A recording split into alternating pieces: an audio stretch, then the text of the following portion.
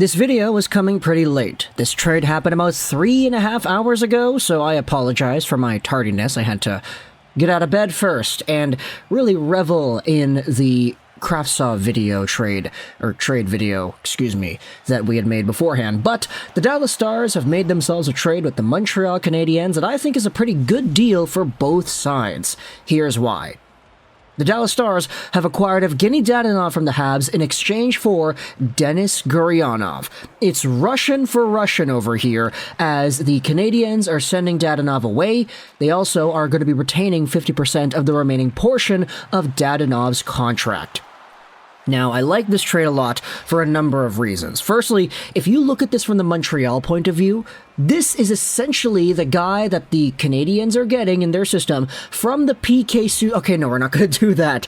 We're not going to go that far back to really make things spicy in that respect. But if you go from PK Subban to Shea Weber, and you acknowledge what Shea Weber was for the Montreal Canadiens, it was only just a little while ago that the Habs had themselves Shea Weber, who was probably never going to play a game again, who was going to be on the LTIR for a really long time, and then they shipped him off to the Vegas Golden Knights. They got Dadonov in return, and now they have flipped Dadonov for Gurianov. Gurianov is a 25-year-old forward, 6'3", 205, a left-handed right-wing player, drafted 12th overall by the Stars back in 2015.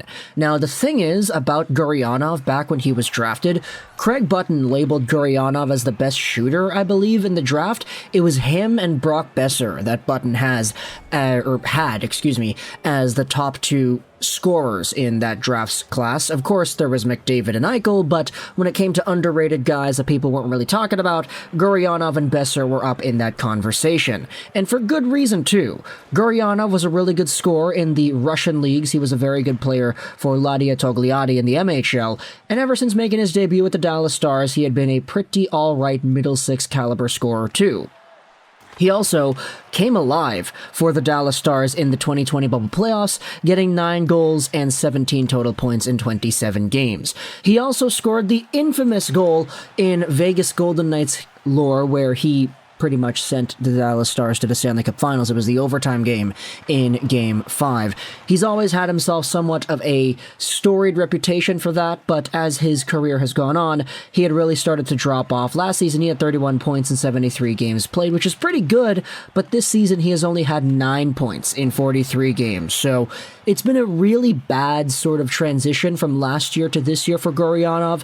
He still has the skills, he still has the speed, he still has the big frame, but his hockey IQ, the way he uses that frame and size, hasn't really been there the past little while. I'd seen a lot of Dallas Stars fans recently saying that Rick Bowness really did sort of hinder the development that Gurianov was capable of achieving, but at the end of the day, the Montreal Canadiens are getting themselves a guy who has proved well in the NHL in the past, hoping that they could find some sort of a spark in his game and revive that talent. This is the scouting report. Gurianov is a highly skilled forward who intimidates with his speed and proficient puck handling ability. Gurianov may have one of the highest ceilings as a forward prospect in 2015, very strong on his skates and uses his size to protect the puck well. Drives the net hard and knows where he'll shoot before he is even in position to do so. Possesses a heavy and accurate release on his shot, which he likes to get off near the faceoff dots. He used to be that right circle Ovechkin type of player. That's how he scored that Stanley Cup Finals sending goal. If he can't shoot from there, he'll either dangle or bowl his way to the front to get to the blue paint. While he is proactive and aware defensively, he still needs to work on consistency in his own end. All in all, a dynamic offensive threat that has room to grow defensively. Now, you could say, wait a minute, Lego, that scouting report is from 10 years ago, and I'll say, yeah, it is, but that's sort of the player that Gurianov was supposed to be.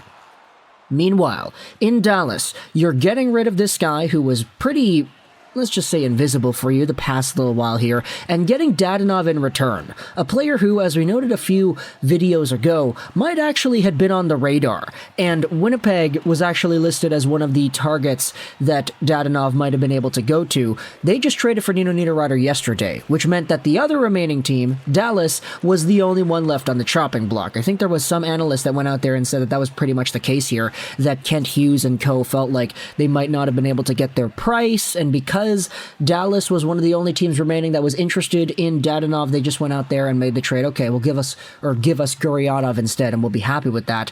Dadonov had been pretty all right the past little while here. The past few weeks worth of hockey with all the injuries have seen Dadonov step up in a pretty big way. He had 18 points in 50 games played, 4 goals, 14 assists for the Habs this season. And now going over to Dallas, hopefully he'll be able to provide a little bit more of a spark in that lineup than he had with the Canadiens, and hopefully a little bit more than what Gurianov was providing for that team too. So at the end of the day, the Canadiens are getting themselves a younger guy in Gurianov. It's some pretty good asset management when you acknowledge the Canadiens went from that big Shea Weber contract to this, a 25-year-old Russian sniper that still has more to prove at the NHL level. You've seen what they've done with Kirby Dach, for example. These reclamation projects have been a pretty good experiment with the Habs so far. You also have Dadonov going the other way to Dallas, who will help out this team a little bit more in the postseason than Gurianov will, and look, he's probably one of the only guys that is going to go over there for a pretty cheap price. There's 50% retained on that salary, so the Habs are retaining 2.5 AAV, but it expires at the end of this season, so there's nothing really to worry about. Let me know your thoughts in the comment section below about this trade over here. It's Gurianov for Dadonov, Russian for Russian. Montreal trades with the Dallas Stars. I hope you enjoyed this video, and bye.